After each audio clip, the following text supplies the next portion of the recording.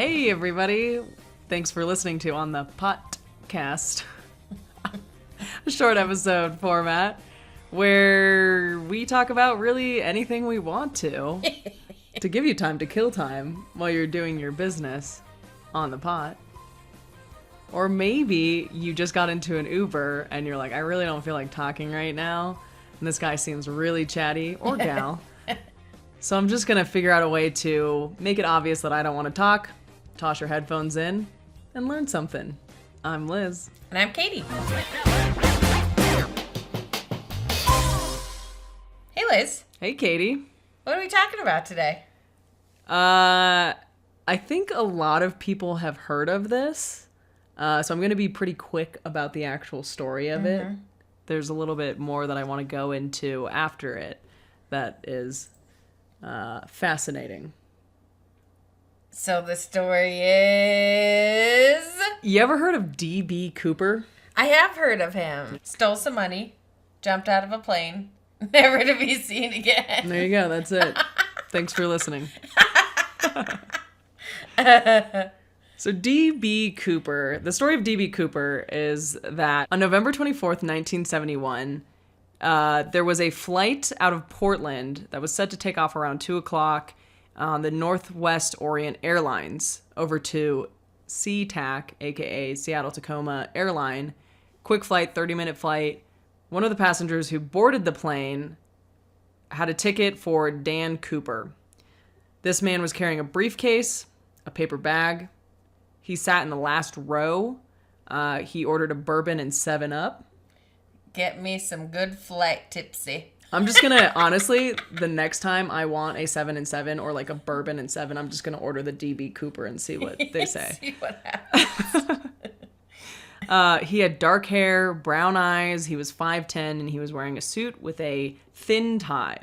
Just stuff for later to note. So there was a crew of 6 people, and there were 37 passengers on board. Shortly after takeoff, D.B. Cooper handed a piece of paper to the flight attendant, Florence Schaffner, and she thought it was just like a lonely businessman giving her his phone number. Like a little love note. Yeah. And so she just was like, thank you, and like put it in her purse. And he goes, no, you should read that note. She's like, okay. And she opens it up and it says something along the lines of like, I have a bomb and you should sit next to me. So she gets up, she sits next to him. D.B. Cooper opens up this paper bag and inside it she sees, it looks like dynamite with some wires attached to it. And he tells Florence his demands, which were $200,000 by 5 p.m. with 2 front-facing parachutes and 2 back-facing parachutes. So she takes these demands up to the captain, William Scott. Bilbo Scott. and Captain Scott ends up telling the FBI. So the FBI scrambles to get their money, and he says, when we land, I'm not going to release these passengers until I get the parachutes and the money. So they land, the money comes on, the parachutes come on, and the passengers leave. According to the flight attendant, D.B. Cooper says, "This is not because I have a grudge against your airlines. I have a grudge." So that's great. Oh, cool. Good people to take it out on an airline. Can I also just say, like, how significantly different today's airline industry world is that, like, you could just walk onto a plane with a bag full of dynamite.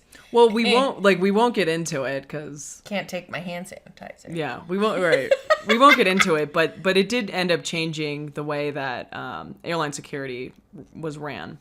So after the passengers have left, the crew still stays on. That's his demands, and he tells them to fly southeast towards Mexico City. So they're late taking off. They end up there was like a mix-up with the fuel trucks. They take off at 7:40 p.m.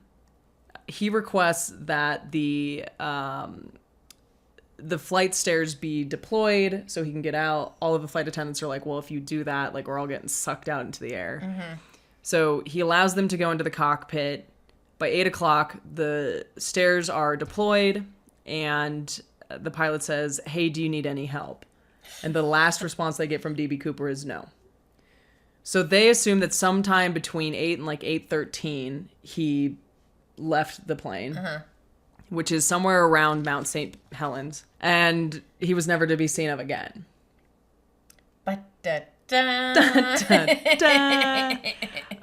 the FBI steps in to investigate, right? Yeah. And they find just a few things of physical evidence. It's the black tie clip, a mother of pearl clip, and then 8 filter-tipped Raleigh cigarette butts. And that's it. On the plane. On the plane. And like they reach out to casinos. They're trying to see, hey, is this money going to be circulating through any of this stuff? Nothing. Yeah. In 1980, so 9 years later, 8-year-old Brian Ingram was vacationing in Vancouver, Washington, and he found $5,800 of cash washed up ashore on the Columbia River. I would love to be that kid. Right? Well, it was beat up money. I don't know that anybody would take it. So the FBI takes it and they connect it to the DB Cooper money. And the FBI continued to investigate this whole thing to try and figure out who was the perpetrator. And in 2016, they suspended their search. So they spent a long time looking for him, and they never found him. Long time, lots of resources. Good job, guys. Lots of Good resources. job. But I guess if you hand somebody like $200,000 and they just get away with it, you're gonna spend some time looking for them. Yeah. Well, and yeah. So the mystery is so interesting. There are a ton of suspects. There have been a ton of suspects over the years. Yeah, because they don't. So DB Cooper was on no registry, didn't really exist besides that plane ticket. Correct. And I mean, they have a sketch that they drew of him based on, what the crew described him as. And then a new sketch came out like later in 2011. And, there are people that have been connected to these sketches, but nothing has been conclusive on who it would be. I wanted to talk a little bit about some of these suspects that I thought were kind of unique and intriguing, and because I like a good mystery. I'm into it. Yeah, a who done it. A who done it, as they say. It's like that game. Guess who? Guess who? Love that game. And you would always guess the guy with the butt chin. Yeah. Is it somebody with a butt chin?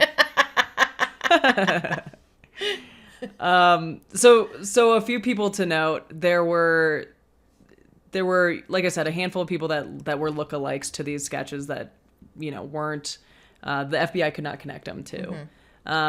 Richard McCoy was a copycat. In 1972, he did basically the same thing out of Denver, but he asked for $500,000.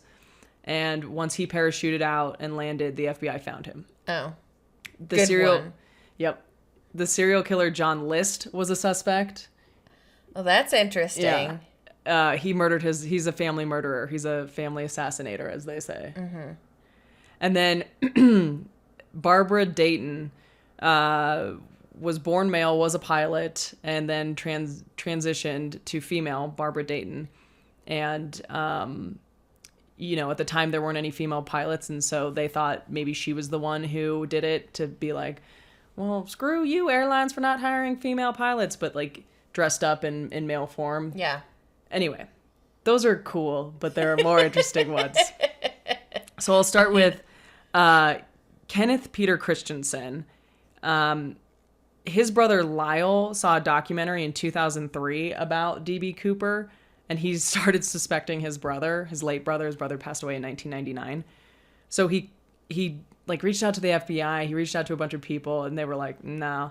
So he hired a private investigator in 2010. Kenneth, his brother, was a World War II paratrooper. He looked really similar. He liked bourbon. He was a smoker. But the FBI basically looked into it and said there was a complete absence of direct incriminating evidence. I was like, okay. Hey, my brother likes bourbon. I think he might be D.B. Cooper. Yeah. Well, and like a lot of these other suspects are like, they're like paratroopers. They're war vets. So, Yeah. you know. So have experience jumping out of planes. Yeah. Another one was Jack Kofelt. He was a known con man. In 1972, he started claiming to be D.B. Cooper to his former cellmate. And he's claimed that he jumped out of the plane. He landed near Mount Hood. He injured his leg, which is why he lost the briefcase.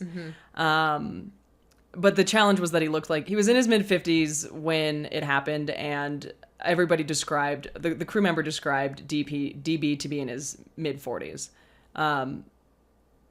And he did, Jack Kofelt did have injuries that would match up to a bad parachute accident. But the FBI said it's not him because there were differing details in his story and the actual story of what happened.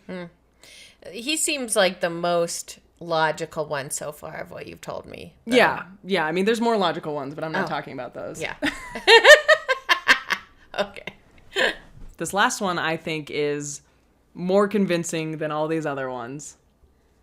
This is Lynn Doyle Cooper, who was a Korean war vet. In 2011, his niece Marla came forward suspecting that he was D.B. Cooper.